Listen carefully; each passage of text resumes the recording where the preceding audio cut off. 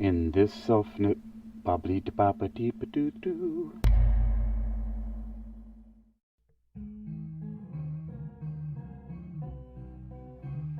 Greetings, listeners all around the world.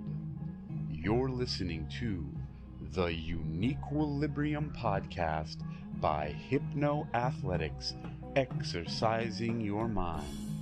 I'm your host and guide, Hakeem Alibokus Alexander, and I'll be talking about all things metaphysical, hypnosis, and meditation for relaxation, sleep, lucid dreaming, and beyond. Get ready. Here we go.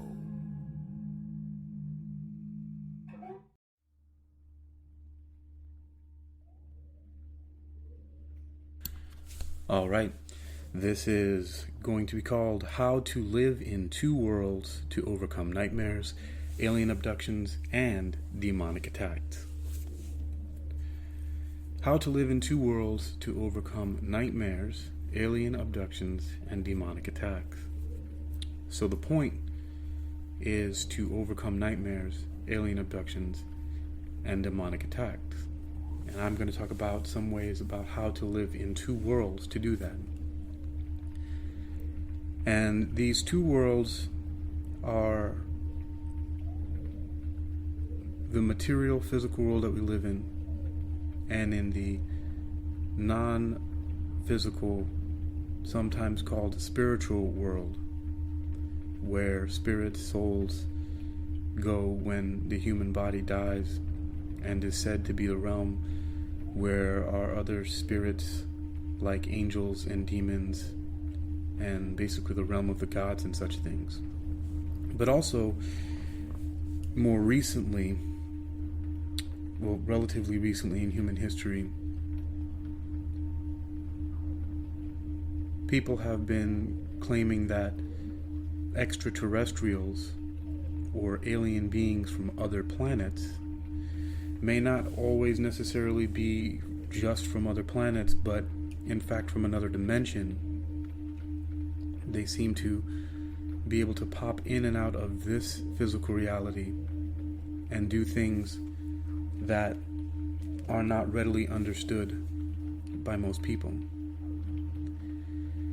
And the reason, how is this so?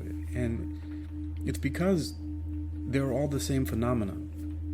All of these different types of things that have these characteristics of, like, for example, it's been claimed by people that when they've had experiences or alien encounters, the aliens walk through walls. They don't seem to, they go through closed windows. They seem to disappear suddenly when somebody fights back, for example, or they're startled somehow, which is interesting in itself. But these are all the same things, some of the same characteristics that demonic attacks have. For example, these entities, they pop in and out of physical reality. They can walk through walls. They can appear and disappear. And they seem to be able to speak into your mind telepathically. This has also been said about aliens. And also people hear the voices of different saints or the voice of God and whatnot. So things that have these similar characteristics are basically the same type of phenomena. They're simply, you can call them different species, because some of them look differently. Certain demons have a certain look, and there's different species of aliens, and angels look differently from the demons, and so on and so forth. The different thing is that they look different, and so people call them by different names, but they're entities that can do these very specific things And they know how to do these same things, which is to live in two worlds, or at least to be able to move in between the two worlds, to visit from where they primarily are outside of our realm of visibility and material existence. And they're able to come in and out of it seemingly at will, or at least they do it better than most people know or realize that they can do it. And so that's the similarity here. What we have to understand, too many people are arguing about the differences between spirituality and science, when if we look at everything from a foundation of a metaphysical standpoint, we can see that everything really arises from a metaphysical understanding, that all things really have their primary case, their primary existence in what we perceive now as a non-physical reality, and that our physical reality is simply a special case of the overall reality that there is. And there are different special cases of our existence, our reality, but we're just simply going to talk about two of them right now. And again, that's the material physical world and the non-material, non-physical spiritual world. So those two things and how to live in these two worlds. And in some ways I say how to live in these two worlds because I also am of the understanding that when our physical body dies, we still live consciously. And whether or not you believe in reincarnation, you know, people reincarnate. If reincarnation is true, then when people reincarnate, they're simply going from the physical world back, or from the spiritual world back into the physical world again. And then, of course, when we die, the cycle of, birth, life, and death, when we die again, we enter the spiritual world for some time before being reincarnated back into a physical body. So we already are going into and out of the material and the spiritual world.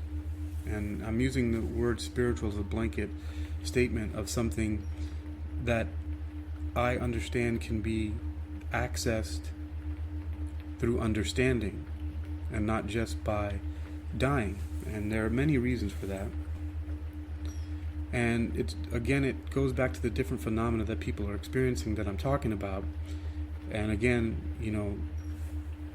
this podcast is called How to Live in Two Worlds to Overcome Nightmares, Alien Abductions, and Demonic Attacks. Nightmares, alien abductions, and demonic attacks all share these qualities of being in two worlds, existing in two worlds. We're interacting with intelligences or creatures or beings, whether you want to call them aliens or demons, that have this ability to move from a non-physical, undetected reality, a domain, a space, a dimension, and into a physical reality, and then back out again seemingly at will. They just have the ability, the power, the understanding of how to do that. And nightmares, alien abductions, and demonic attacks again share these qualities. When people are having nightmares, for example, someone can be experiencing sleep paralysis or sleep apnea, and this is a physical thing they can feel happening to them. They can feel like they're being held down and they can't move, or they can't breathe, or they can't breathe. And then they either see or feel or hear or smell an undesirable evil entity around them, whether that be aliens or demons. And even in the absence of sleep apnea and sleep paralysis, when a lot of these things happen to people when they're sleeping, and it's not only at night, they can still be considered nightmares because they're very undesirable conscious experiences. And again, they share these qualities of intelligence, of entities moving from a non-physical spiritual domain into our physical reality and interacting with, influencing, maybe even could be said terrorizing us. And I'm mainly speaking in the case of, alien abductions and demonic attacks by evil entities that come into our physical reality, because of course they're very well, we can talk about entities that come in to our reality and do things for our benefit. But people don't really need to remedy that. We don't need to stop that. We actually need to welcome more of that. And one of the ways we can bring more of that into our reality and have interactions with beings that are doing good for us and are helping us, assisting us, is by ourselves learning a little bit more about how to move in between these two worlds as well. And so that's what I'm going to touch on next here. And I've talked about this before, and I'm going to go over these things again. And they're very simple. And the ways that you can do this, and then I'll explain the very precise, specific methods for doing this. And there are three primary ways I'm going to talk about. One is what I call imaginative role-play meditation. And this is simply a type of meditation. One example of what you can do is think of a familiar space like your home, your workplace, school, a park, or some place that you're very familiar with the floor plan or the map of how to move through this place.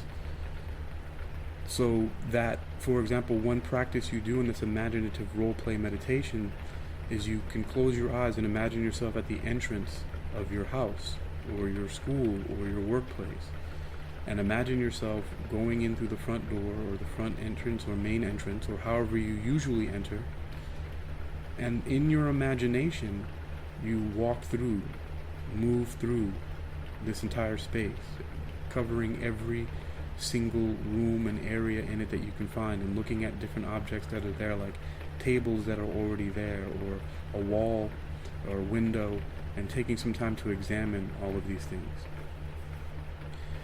And you can do many other different things in here that will help to bridge the gap to the next part, which is very important, is learning how to and developing your ability to lucid dream. That is, to become aware that you're dreaming when your body is asleep and you're dreaming.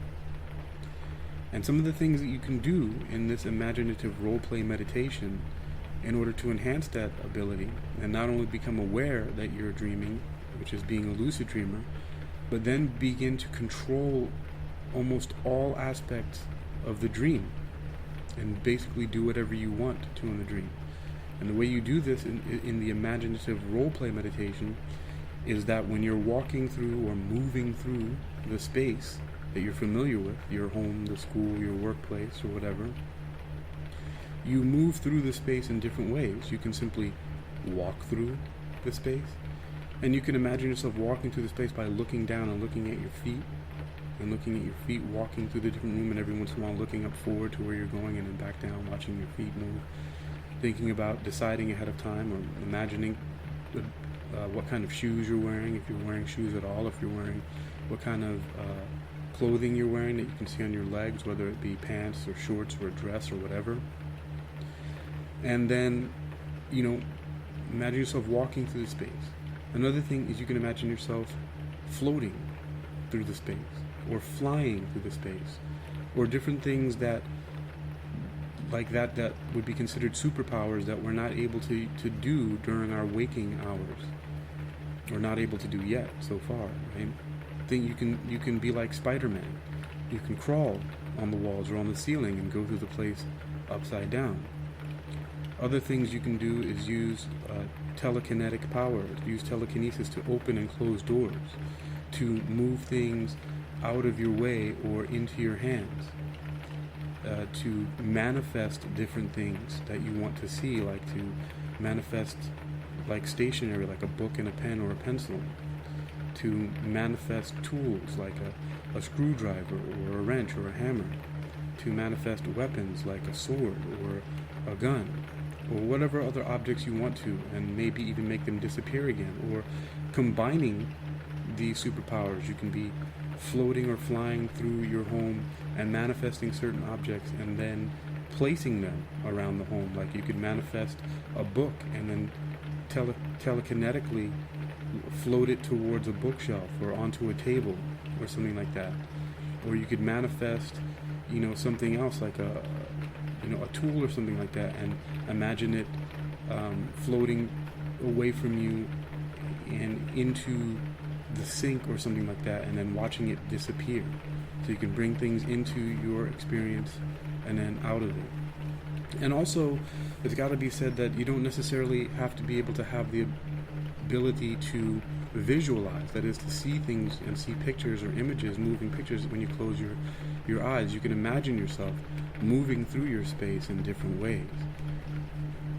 Different people move through different spaces different ways. If you don't have vision, you're not able to visualize, then you can feel yourself through the space or hear yourself through the space. What does it sound like as you move through the space? Does the temperature change? Does the way that it smells change as you move through the space? So there are different ways you can navigate through the space, but it's very important, and I mainly speak from the standpoint of a person who has a very vivid imagination, and what works for me is to visually imagine yourself moving through the space, and also using other senses, because when I manifest things in and out of my reality, or things come into my hand telekinetically, I can hear different things moving. Like I can hear a bottle or a glass sliding across a wooden table and into my hand or away from it, or certain things falling, or a door creaking as it opens, and different things like that. And so that's a little bit about the imaginative role-play meditation, and one of the important steps, and how by doing that as often as you can, you will also begin to be able to have better control over these abilities when you lucid dream. And another thing to help you get into the state of lucid dreaming is another meditative practice that I call the Lucid Ingredient. And it's simply throughout the day, as often as you can remember, asking yourself the question, am I dreaming? And then answering the question affirmatively by saying, yes, I am dreaming. So just throughout the day, as many times as you can, you ask yourself, am I dreaming? And you say, yes, I am dreaming. So that when you do go to sleep, this becomes a habit ingrained in your mind, like a mantra, like something that you say all the time for an affirmation, that you repeat it so much throughout your day that it enters into your dreaming mind. And then you eventually end up asking yourself, in the dream, you ask yourself that question, am I dreaming? Yes, I am dreaming. And whenever you ask yourself the question and answer it, then you test by attempting to do certain things like flying, or practicing telekinesis by moving objects just by thinking about them, or moving your hands a certain way, or by manifesting things. And so that's one way to test what case of reality you're in. Are you in your dreaming, mental, non-physical reality, or are you in the physical reality?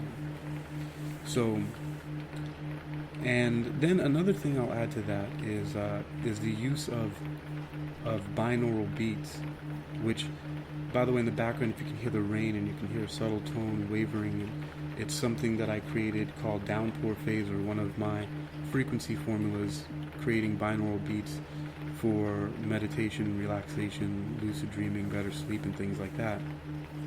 And I'll put the link to this specific frequency formula, my DemiPhase formula that I call it, or my DemiPhase binaural beats, so you can listen to that, as well as putting a link to the meditation that I created. It's a verbal meditation. You can also hear my voice doing a self-hypnosis exercise where I repeat over and over again, am I dreaming? Yes, I am dreaming, and basically giving a little guide, an audio guide, using my voice to guide you, a guided meditation through that specific type of lucid ingredient meditation.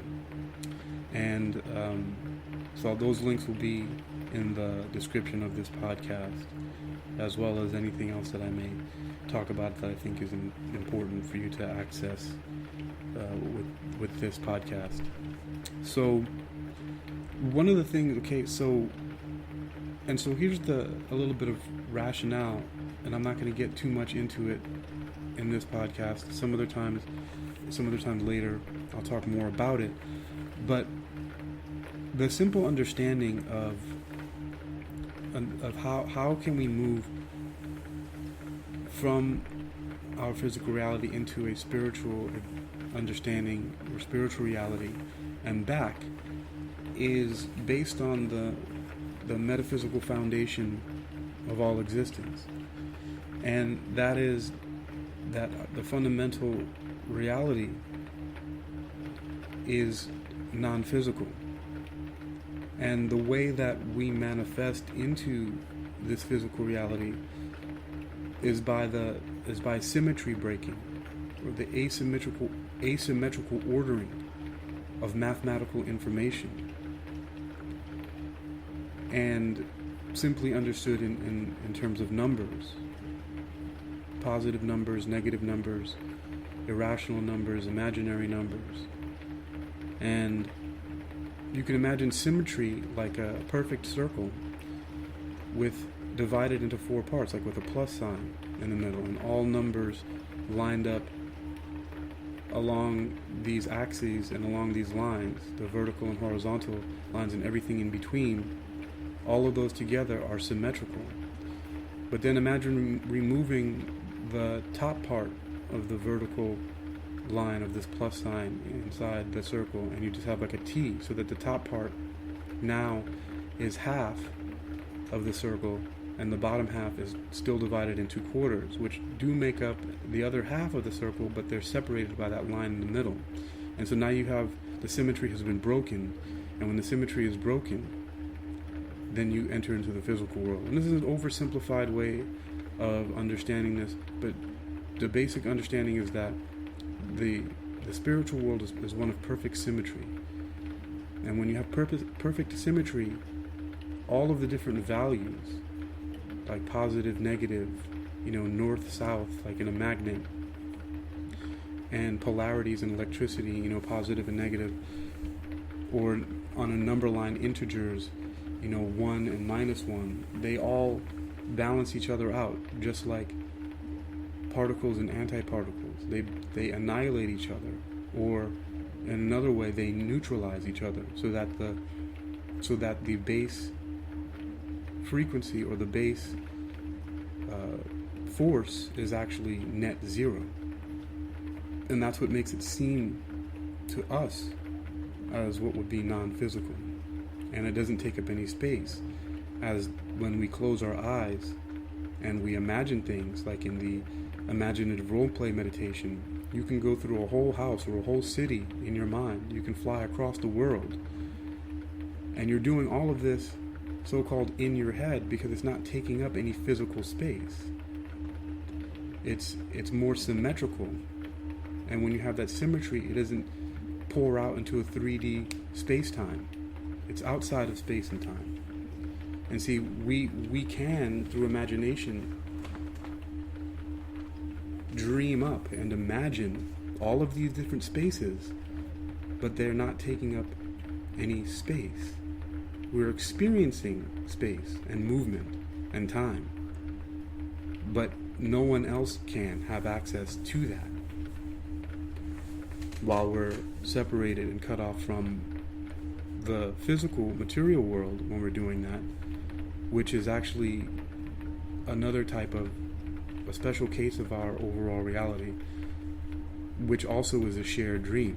But when everybody's consciousness is pouring into this shared dream that we call our material and physical reality, it becomes really stable and solid and three-dimensional and has the experience of space and time and physicality, because so many different minds have control in it, and so it stabilizes everything.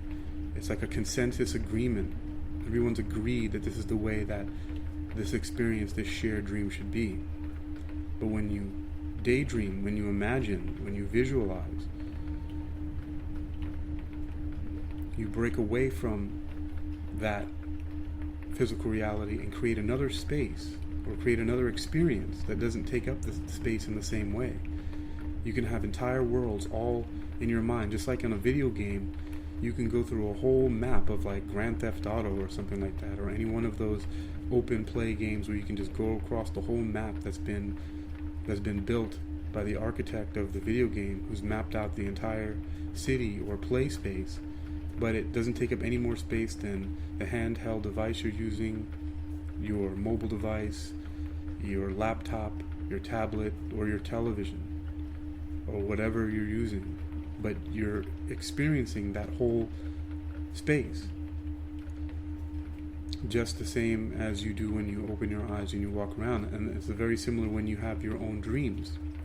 When you close your eyes in dreams, you're experiencing a whole world, but it's not taking up any physical space, at least not in the same sense as what you experience in the material physical world, this special case that we mostly call reality. And so by practicing the imaginative role play meditation, using the affirmation or the mantra, and the other meditation I call the Lucid Ingredient, where you ask yourself the question, am I dreaming, and answer it by saying, yes, I am dreaming, to then help you to become a better lucid dreamer. These things are the types of practices that these are how to live in two worlds to overcome nightmares, alien abductions, and demonic attacks.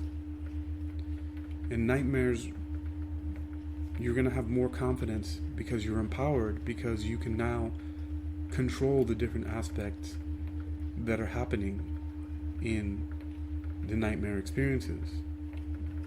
And it's the same thing in the alien abductions, because alien abductions, just like other demonic attacks and these type of visitations and experiences that people have, they are like a possession, a hijacking of our consciousness to influence us by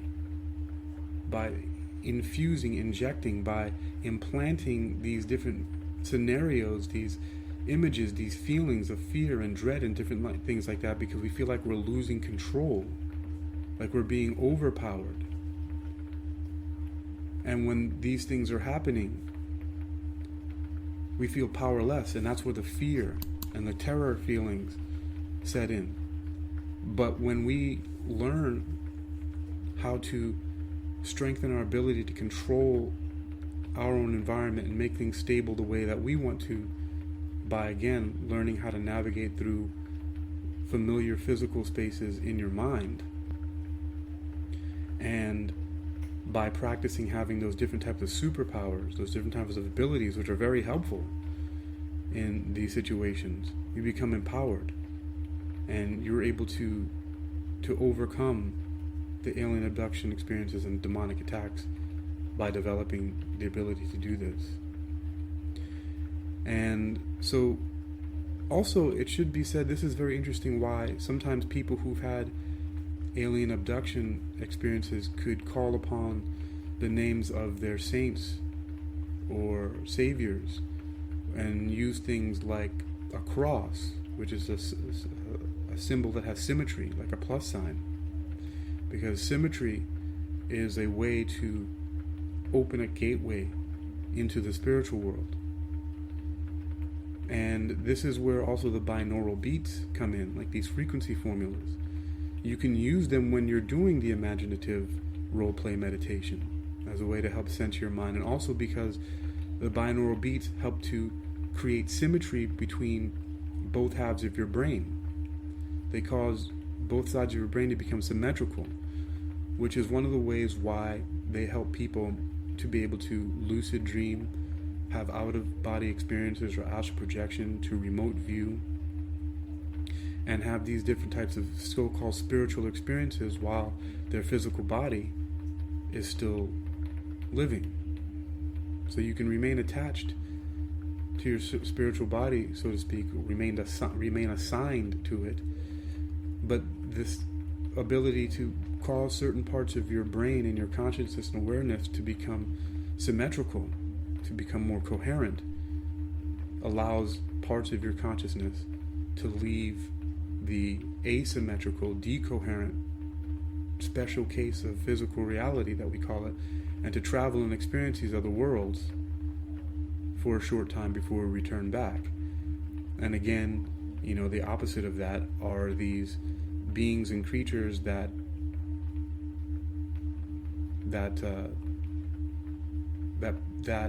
influence us with these alien abductions and demonic attacks. They're doing the opposite. They're breaking symmetry from the non-physical domain and coming into our physical world. So I believe so far that I've been able to to get that idea out there for now. But that's it.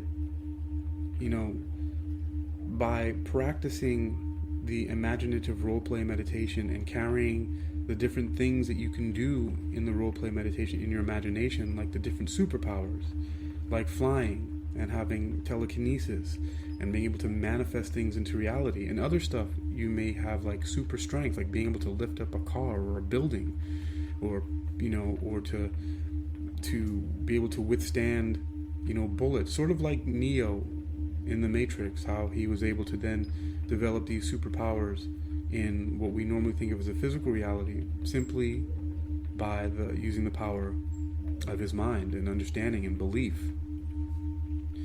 And the more you develop that, and it doesn't have to be from a religious standpoint, it's simply a practice, something that you can practice, that you can do, just like going to the gym. It's an ability that you can develop. It's a way of exercising your mind.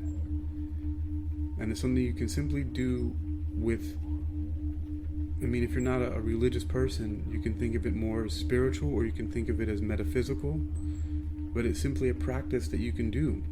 You can think of it as meditation, a self-hypnosis, however you want to label it. But what I do know is that by developing these skills, you're able to live in two worlds, to overcome nightmares, alien abductions, and demonic attacks. And I know because it works for me, and I go way beyond that and have like many adventures in my dreams and just live it up with these superpowers and everything like that. I'm in total control of my dream and my meditation experiences. And I wouldn't, it's really kind of misleading to say total control, because there's still a lot of practicing that I have to do, because there's still a lot of stuff that sometimes is difficult, things that are difficult to control in my experiences, but I'm getting better and better at doing it all the time. So just to recap before we go, practicing what I call imaginative roleplay experience, or imaginative roleplay meditation, and carrying that over into lucid dreaming by using the Lucid Ingredient meditation, which is asking yourself the question, am I dreaming? And answering, yes, I am dreaming. Doing that throughout the day while you're awake. And then testing that, whether you're dreaming or not, by practicing to see if you can have these superpowers like flying or whatever. And then finally, when you get into the lucid dream state and you become lucid, and then you become a super lucid dreamer, where you can just experience these worlds and have the confidence and empowerment to be able to take on some of these frightening experiences like demonic attacks and alien abductions. Anyway, I'm going to return to some of these things at another time, but that's just a little bit of how to get that done. I'm Hakeem Ali Bokus Alexander. This is the UniquilibriuM podcast by Hypnoathletics, exercising your mind, and I'll catch you on the next wave. All right, y'all, stay well.